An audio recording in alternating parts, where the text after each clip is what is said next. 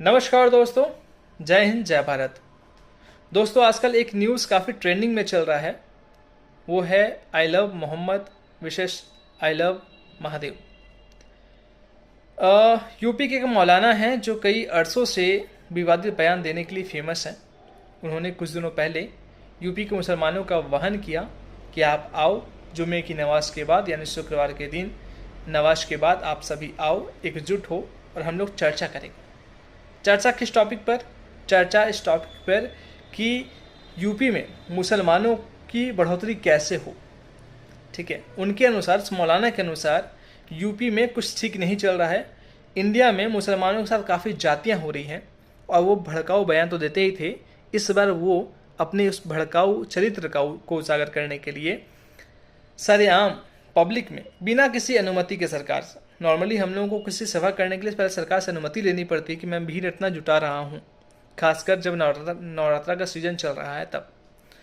तो भीड़ जुटा, पुलिस ने कार्रवाई नहीं की थी। फर्स्ट में पुलिस ने उन्हें समझाया कि भीड़ मत बढ़ाइए क्योंकि आप लोगों ने पहले इन्फॉर्मेशन नहीं दिया है, आप लोगों ने अनुमति सरकार से नहीं दिया है, तो दूर हटिए। लेकिन उन्होंने पथराव करना शुरू कर दिया।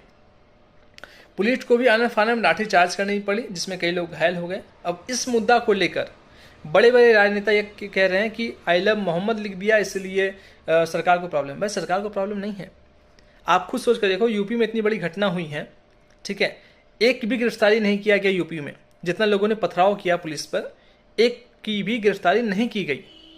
लेकिन उस मैटर को लेकर ऑल ओवर इंडिया में, गुजरात के अहमदाबाद में, महाराष्ट्र में अलग अलग दंगे हो रहे हैं। दंगे होना शुरू हो गए हैं कि I love Mohammad versus I love Mahadev को लेकर। देखो, मैं इसके खिलाफ नहीं हूँ। लोग कह रहे हैं ना कि प्यार करना गलत है क्या, प्यार नाम गलत है क्या? नहीं, एक तरीका होता है। हमारे संविधान में हर कुछ का एक नियम है। हमारे संविधान के अनुच्छेद 19 के क्लाउज 1 में ये साफ कहा गया है कि आप अपने विचार और अभिव्यक्ति को व्यक्त कर सकते हैं, बट उससे आपके संविधान की मूल भावना को आहत नहीं पहुंचे तब। आप पब्लिकली कीजिए सभा, लेकिन किसी भी धार्मिक मामले में हस्तक्षेप किए बिना। जब नवरात्र चल रहा है तब आप भड़काऊ बयान दे रहे हो कि एकजुट हो जाओ मुसलमान और हम लोग प्रोटेस्ट करेंगे सरकार के खिलाफ, जिसमें का कोई वजूद ही नहीं है।